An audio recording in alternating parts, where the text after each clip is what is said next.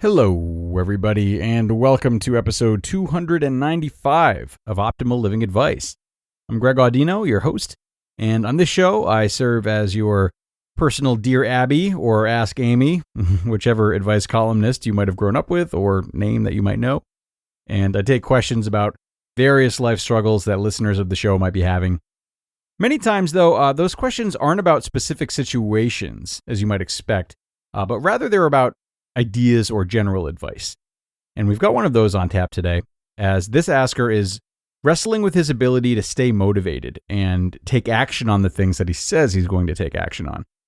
Let's start off, though, and hear it from him. I'm going to read the question now and then provide my thoughts as we optimize your life.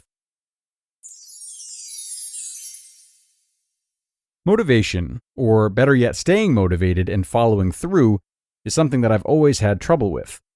Don't get me wrong, sometimes it's for the best that I don't end up doing the things I say I will. But in general, I don't know why I keep dropping the ball. Maybe this sounds dumb, but I'm wondering if you know if there are any tricks for motivation out there that we haven't heard, or tricks that can work for not just one situation, but someone like me who always finds themselves not following through. Not dumb at all, asker. Thank you for sending this in. It's a good question. So, if you've listened to OLA for a while, and certainly if you listen to Optimal Living Daily, you will have heard a lot of different tips and tricks when it comes to staying motivated. And like you said, following through on things that you get so amped up about.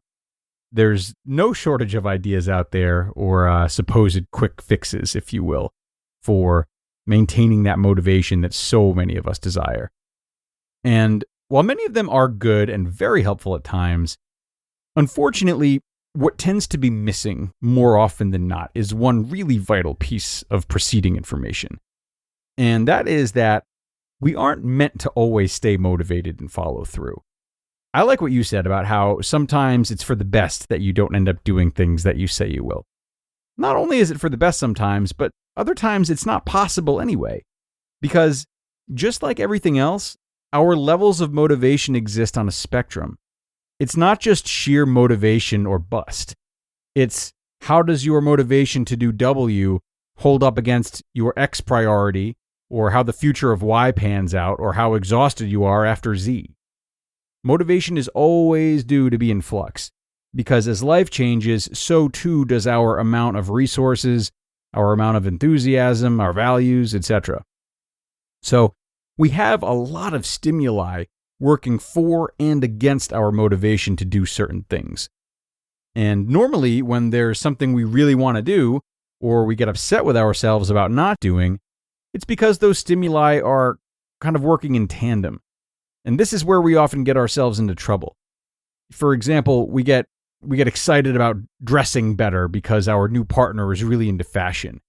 But we don't actually care about fashion. We're just lonely and are actually motivated to feel connected, even if it means selling away our own desires.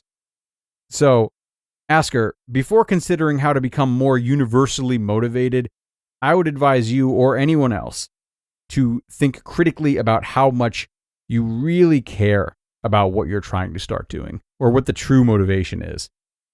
It's easy to spend a lot of time doing or dreaming about doing things just because they've been pumped up by those that we want recognition or love from. This is how we start to lose track of our values and therefore ourselves. We don't follow through on things for many reasons, one of which is because we simply don't believe in them as much as we think we do. So start by knowing your values and deeply questioning your true care about what it is that you want to start doing. Now, with that being said, is there a way to sort of manufacture enthusiasm? Can we induce ourselves and generate more desire than might be coming to us? Well, there might be one trick. There is a strategy that we might deploy known as the Ulysses contract, also known as the Ulysses pact. What the Ulysses contract does is leverage our belief and motivation in one thing to help hold us accountable to something else that we would like to have belief and motivation in. So, say you watch the World Cup of soccer for the first time. You're really mesmerized by the game and the atmosphere, and you're jolted to start playing soccer yourself. The only problem is you have stimuli working against that enthusiasm. you're busy. Your social circle couldn't care less about soccer. You're out of shape. And then a month after the World Cup has ended, you've bought a ball and cleats, but you haven't used them a single time.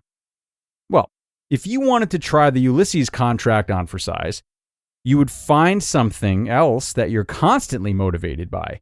Let's say it's money, which is the classic example used when describing the Ulysses contract. What you would do is pay money each time you don't play soccer when you say you're going to. So you might go to a friend, tell them you're going to play at the park each Saturday at noon for the next 10 Saturdays, and then give them 10 crisp $50 bills.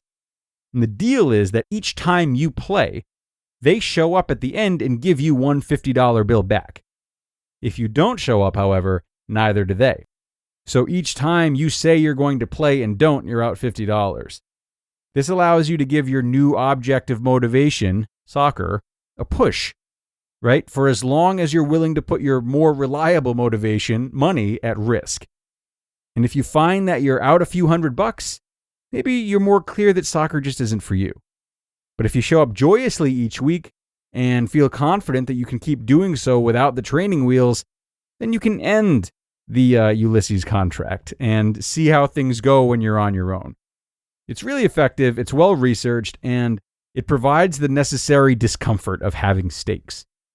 And as long as you have one thing that you really care about and one thing that you want to try caring about, it's an option that you always have at your disposal.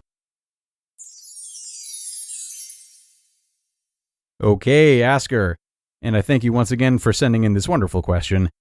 I hope this covered the right basis for you and that you feel more understanding of your motivation, how to befriend it, and how to use it. And for everyone else, I'm so thankful for your listenership today, as I am every day.